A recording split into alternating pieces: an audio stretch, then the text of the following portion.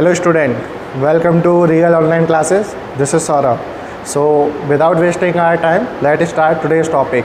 तो जो आज हमको कवर करना है वो करना है क्लासिफिकेशन ऑफ एसिड। जो पुरानी वीडियो थी उसमें आपने देखा था कि थ्योरीज देखी थी, डिफरेंट थ्योरीज देखी थी रिगार्डिंग टू एसिड और बेस।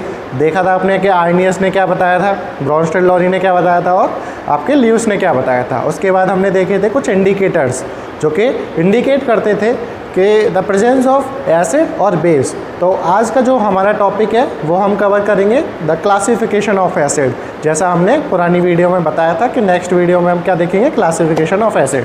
सो let start today's topic. So जब हम क्लासिफिकेशन ऑफ एसिड की बात करते हैं तो the classification of acid is categorised into 5 parts, जो हमने कल बताया था आपको। लाइक फर्स्ट जो पार्ट था आपका वो था आपका अवेलेबिलिटी ऑफ हाइड्रोजन आयन, यानी कि नंबर ऑफ हाइड्रोजन आयन कितने प्रेजेंट हैं उस सॉल्यूशन में, वो आपका बताएगा कि कितने टाइप्स के एसिड हैं। तो नंबर ऑफ हाइड्रोजन आयन, या फिर हम उसको स्ट्रेंथ बोल देंगे, तो वो जो पार्ट है वो कितने टाइप्स में टूटा, एक तो वीक एसिड, एक स्ट्रॉन्ग एसिड। ठीक है, तो अब बात करते हैं वीक एसिड्स क्या होते हैं। वीक एसिड क्या होते हैं। तो जो वीक एसिड है, फर्स्ट हमारी जो डेफिनेशन है वो क्या है, वीक एसिड। देखो, weak acid are those acid which are not completely ionized in aqueous solution.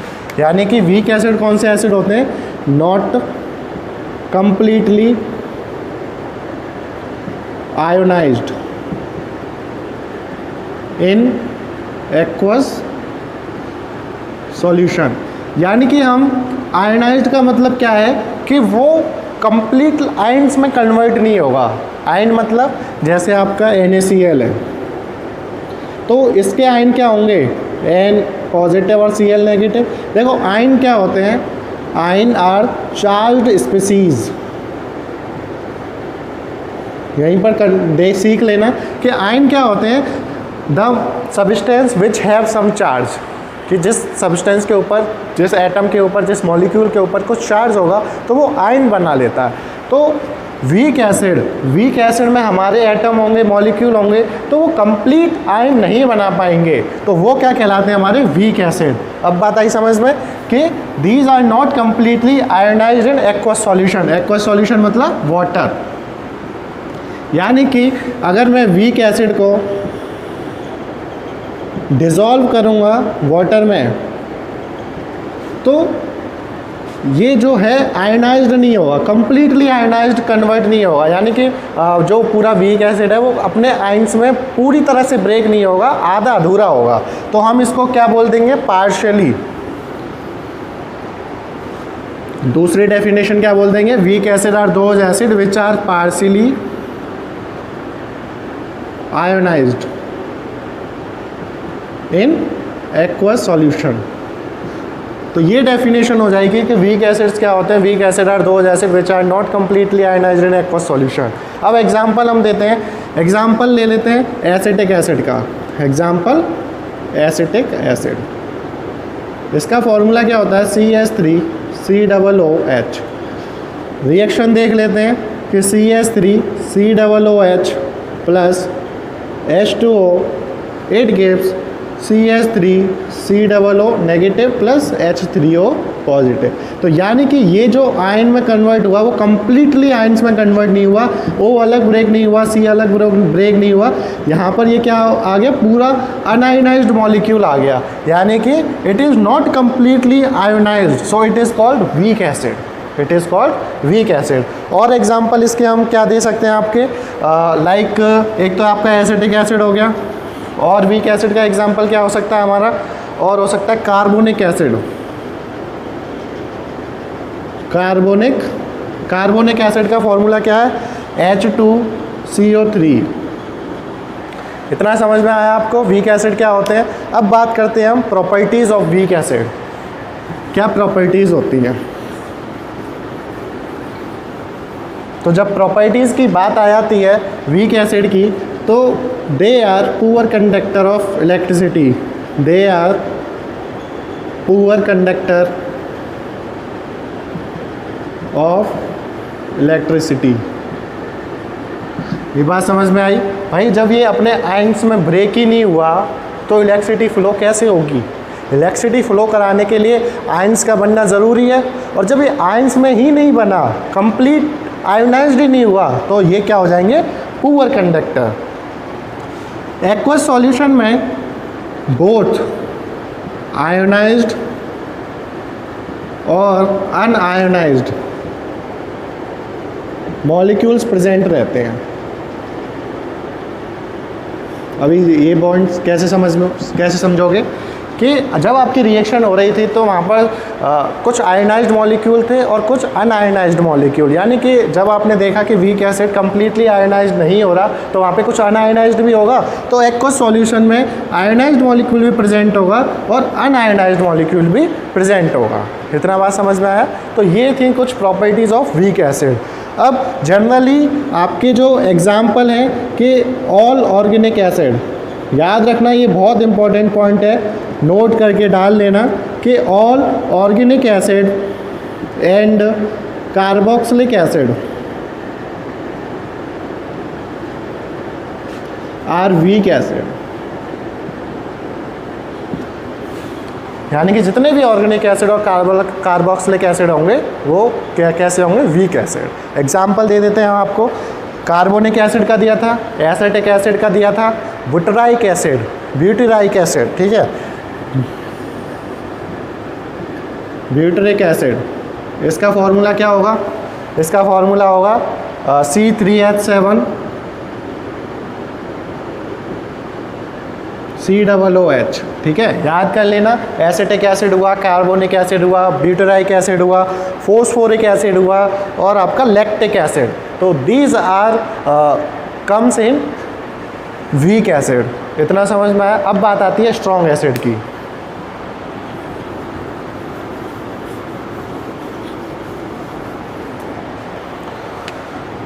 Second जो था, सेकंड टाइप क्या था इसका?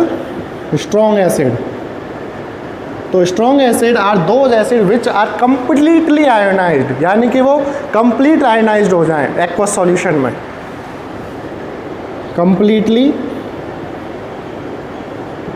आयोनाइज्ड इन एक्वस सॉल्यूशन, यानी कि the acid which are completely ionized in aqueous solution are called strong acid।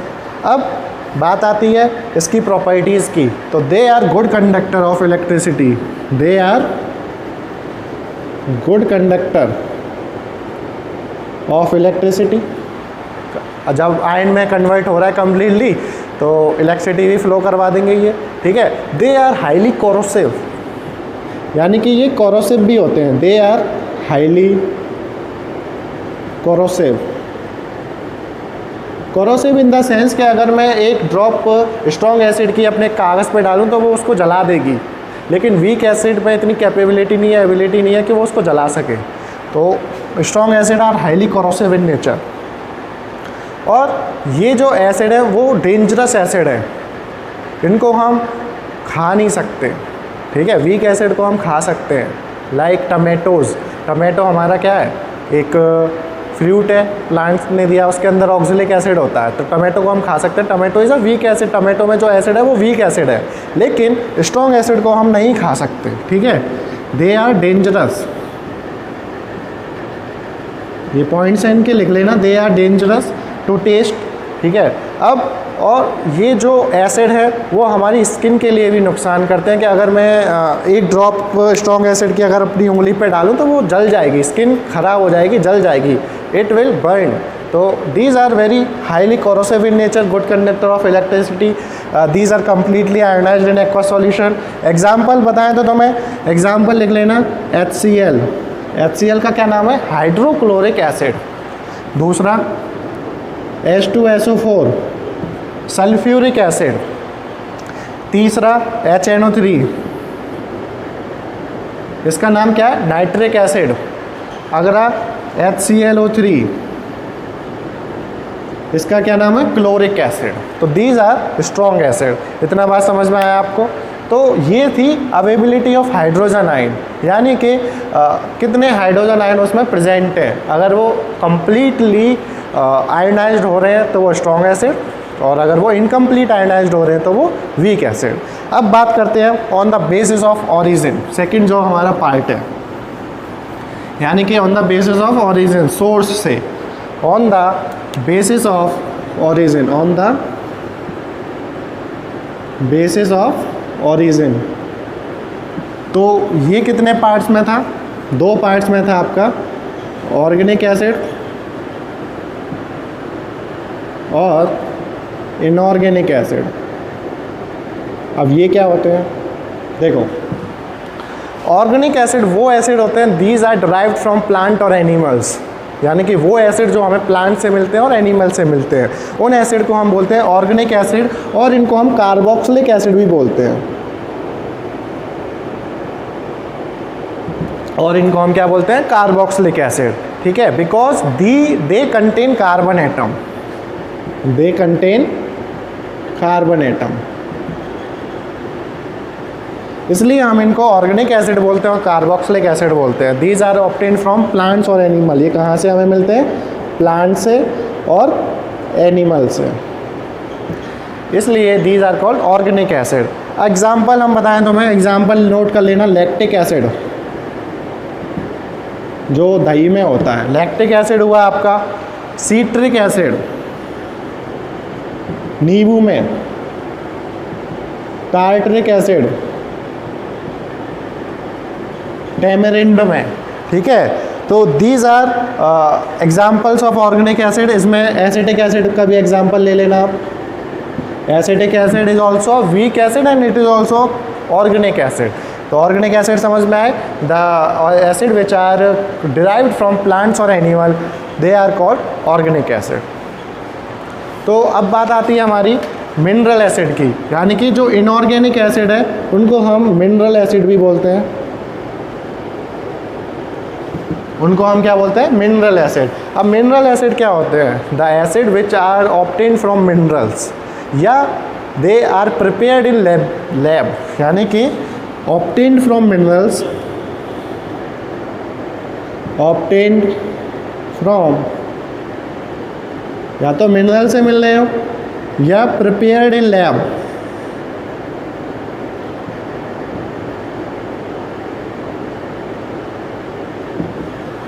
वो acid जो हम लैब में सिंथेसाइज्ड करते हैं, वो एसिड जो हम लैब में बनाते हैं, तो उन एसिड्स को हम क्या बोलते हैं? Inorganic acid. एग्जाम्पल HCl हुआ आपका, H2SO4 हुआ आपका, HNO3 हुआ। तो ये था on the basis of origin, यानी कि इनका सोर्स कहाँ पर है, सोर्स ये कहाँ से डिराइव्ड किए गए हैं, ये कहाँ से हमको प्राप्त हुए हैं। तो 2 तरह के होते हैं, organic acid, inorganic acid. Organic acid जो हमें प्लांट और एनिमल से मिलते हैं, और इनऑर्गेनिक एसिड वो जो हमें मिनरल्स और जिनका हम सिंथेसाइज्ड करते हैं लैब में। तो ये टाइप था आपका on the basis of origin. अब बात करते हैं on the basis of amount of acid, यानी कि ऑन द बेसिस ऑफ कितना सॉल्यूशन में एसिड प्रेजेंट है, कितना सॉल्यूशन में एसिड प्रेजेंट है, on the basis of amount of acid. तो ये 2 टाइप्स का है, एक आपका डाइल्यूट एसिड, एक आपका कंसंट्रेट एसिड, कंसंट्रेटेड एसिड जो आप बोलते हो कंसंट्रेटेड एसिड। अब बात आती है कि डाइल्यूट एसिड क्या है। देखो, किसी भी सॉल्यूशन में कुछ अमाउंट हमारी एसिड की होती है, कुछ अमाउंट हमारी वाटर की होती है। तो इसी बिहाफ पे 2 में पार्ट में कैटेगराइज किया, डाइल्यूट एसिड, कंसंट्रेटेड एसिड। अब डाइल्यूट एसिड वो एसिड होते हैं जिन सॉल्यूशन में low concentration of acid plus high concentration of water, यानी कि वो सॉल्यूशन जिनमें पानी की मात्रा ज़्यादा है और एसिड की मात्रा बहुत ही कम है, उन एसिड को हम बोलते हैं डाइल्यूट एसिड। इसी के विपरीत अगर मैं यहाँ पर बात करता हूँ कंसंट्रेटेड एसिड की, तो यहाँ पर high concentration of acid, high concentration of acid plus low concentration of water, यानी कि वो एसिड जिसमें एसिड की जो मात्रा है वो ज़्यादा होगी और पानी की जो मात्रा है वो कम होगी, उन एसिड को हम बोलेंगे कंसंट्रेटेड एसिड। इतना समझ में आया आपको? तो ये जो डाइल्यूट एसिड है ये they are not dangerous, they are not dangerous. और हम जो काम करते हैं अपने लैब में, हम जो प्रैक्टिकल्स करते हैं वो हम डाइल्यूट एसिड के सॉल्यूशन से ही करते हैं, यानी कि वर्किंग इन लैब में जो हम काम करते हैं वो इन्हीं एसिड का हम क्या करते हैं, यूज़ करते हैं। तो ये थे आपके डाइल्यूट एसिड। कंसंट्रेटेड एसिड वो जिसमें एसिड की जो मात्रा है वो ज़्यादा होगी और पानी की जो मात्रा है वो कम होगी, ये हमारे डेंजरस होते हैं। दे आर डेंजरस बिकॉज यहाँ पे एसिड की जो मात्रा है वो ज़्यादा है। ठीक है, अब अगर पहचानने का तरीका बताएं हम आपको, तो 2 बोतल्स होती हैं। ठीक है, 2 बोतल्स होती हैं एसिड की। जो डेंजरस एसिड होगा वहाँ पर मार्क होगा, इट इज़ मार्क्ड, यहाँ पे क्रॉस का साइन लगा होगा, तब आप पहचान सकते हो कि ये एसिड क्या है, डेंजरस एसिड। और डाइल्यूट एसिड पे कोई मार्क नहीं लगा रहता, उस बोतल पे कोई मार्क नहीं लगा रहेगा, बल्कि कंसंट्रेटेड एसिड पे मार्क लगा रहेगा। आप लैब में इजीली पहचान सकते हो। जब आप एक्सपेरिमेंट कर रहे हो लैब में और आपको नहीं पता कि ये डाइल्यूट एसिड है या कंसंट्रेटेड एसिड है, तो आप क्या करोगे, आप उस बोतल पे साइन देखोगे, अगर वहाँ पे मार्क लगा हुआ है तो वो कंसंट्रेटेड एसिड है, अगर मार्क नहीं लगा तो वो डाइल्यूट एसिड है। ये बात समझ में आई आपके? चलिए, तो अब बात करते हैं हम अपने नेक्स्ट की, on the basis of composition, molecular composition, यानी कि मॉलिक्यूल कितने प्रेजेंट हैं किसी एसिड में। तो 2 टाइप के वो एसिड होते हैं on the basis of molecular composition. Molecular composition, तो 2 टाइप के एसिड यहाँ पर हैं, एक आपके बाइनरी एसिड और एक आपके ऑक्सो एसिड। देखो, आपने बाइनरी का मतलब जाना ही होगा। बाइनरी का मतलब आपको पता होगा कि जिसमें 2 चीज़ें प्रेजेंट हों, जिसमें 2 चीज़ें प्रेजेंट हों। तो बाइनरी एसिड वो एसिड होते हैं जिसमें एक एलिमेंट हाइड्रोजन होगा और एक एलिमेंट कोई और हो सकता है, कुछ भी हो सकता है। यानी कि the acid which have hydrogen, the acid which have hydrogen, hydrogen तो उसमें होगा ही, hydrogen and one other element, for example देखो, जैसे आपका HCl है, इसमें एक हाइड्रोजन है, एक अदर एलिमेंट है, तो ये क्या कहलाएगा, बाइनरी एसिड। ठीक है, दूसरा example HF, hydrogen fluoride, fluoric acid, यानी कि एक हाइड्रोजन एटम प्रेजेंट है, एक अदर एलिमेंट प्रेजेंट है। दूसरा HI, hydro iodic acid, hydro iodic acid, यानी कि वो एसिड जिसमें एक हाइड्रोजन आयन प्रेजेंट हो और एक अदर एलिमेंट प्रेजेंट हो, वो कहलाता है आपका बाइनरी एसिड। बाइनरी का मतलब 2, यानी कि 2 ही एटम या 2 ही एलिमेंट प्रेजेंट होंगे, वो कहलाएंगे आपके बाइनरी एसिड। अब बात आती है ऑक्सो एसिड की। तो ऑक्सो एसिड वो एसिड होंगे जिनके स्ट्रक्चर में ऑक्सीजन प्रेजेंट होगा। ऑक्सो मतलब क्या है, ऑक्सीजन। देखो O लग रहा है ना यहाँ पे, कि द एसिड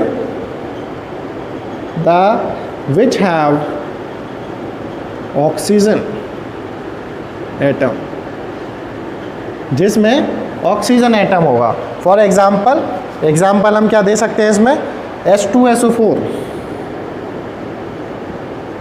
HNO3, देखो अब ऑक्सीजन प्रेजेंट है, तो इन एसिड को हम ऑक्सो एसिड भी बोलते हैं। तो ये था on the basis of molecular composition, यानी कि उस मॉलिक्यूल में क्या कंपोजिशन है, किस चीज़ से वो मिलके बना है, तो वो कहलाते हैं बाइनरी एसिड और ऑक्सो एसिड। बाइनरी एसिड में जिसमें एक हाइड्रोजन एक अदर एलिमेंट हो, ऑक्सो एसिड जिसमें ऑक्सीजन एटम प्रेजेंट हो, वो कहलाते हैं आपके ऑक्सो एसिड। अब बात आती है number of hydrogen ion, on the basis of number of hydrogen ion. I hope आपको क्लासिफिकेशन बहुत अच्छे से समझ में आ रहा है। अब आपको कोई कंफ्यूजन नहीं होनी चाहिए। On the basis of hydrogen ion, छोटी छोटी चीज़ें हैं लेकिन कई बार कंफ्यूज कर देती हैं। तो हमारा पढ़ाने का तरीका कुछ ऐसा है कि हम चीज़ों को थोड़ा डिटेल में ले जाते हैं, लेकिन आपकी समझ में आना चाहिए बस।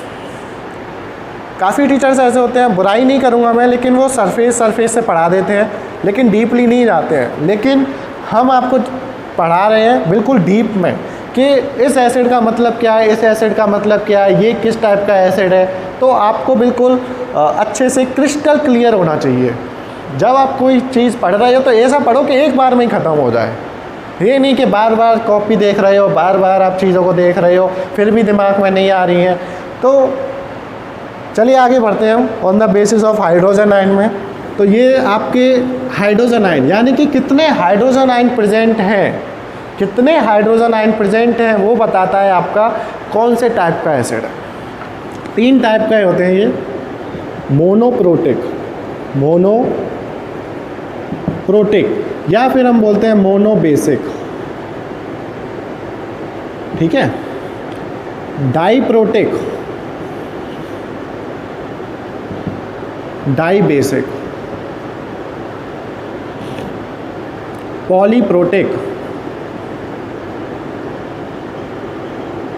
या फिर पॉलीबेसिक, ठीक है बेटा। तो अब बात आती है ये क्या होते हैं। देखो अब मोनोप्रोटिक एसिड वो एसिड होते हैं जिनके अंदर खाली एक हाइड्रोजन आयन प्रेजेंट है।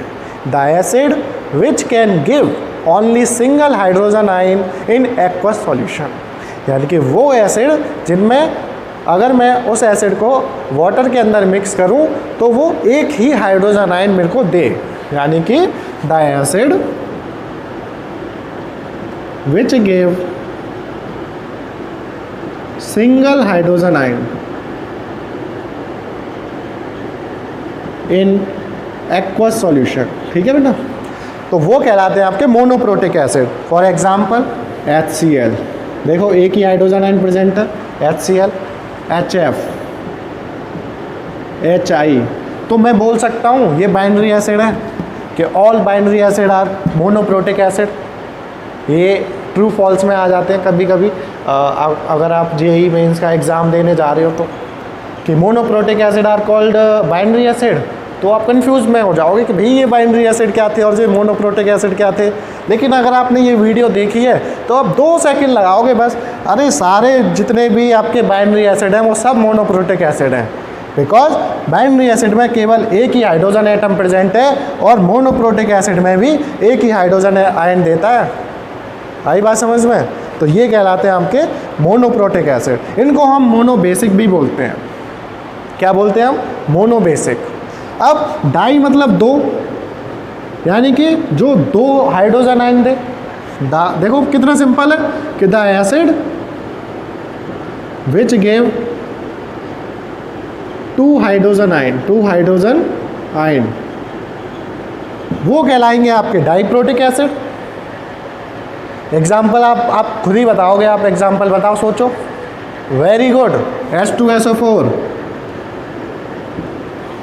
Sulphuric acid, H2SO3। यानी कि अगर मैं इस सॉल्यूशन को वाटर के अंदर डिसॉल्व करता हूं तो 2 हाइड्रोजन आयन देगा, तो ये मेरा एसिड डाइप्रोटिक एसिड है। देखो कितना इजी है। पॉलीप्रोटिक एसिड वो एसिड होते हैं जो 2 से ज़्यादा हाइड्रोजन आयन देते हैं। पॉलीप्रोटिक एसिड कौन से होते हैं? जो 2 से ज़्यादा हाइड्रोजन आयन दे, वो एसिड क्या कहलाते हैं? Polyprotic acid. एग्जाम्पल H3PO3, ठीक है, H3PO3 हो गया, H3PO4 हो गया। तो ये बात समझ में आई, मोनोप्रोटिक और डाइप्रोटिक और पॉलीप्रोटिक। तो अब बात आती है बेसिसिटी की, कि बेसिसिटी क्या होती है।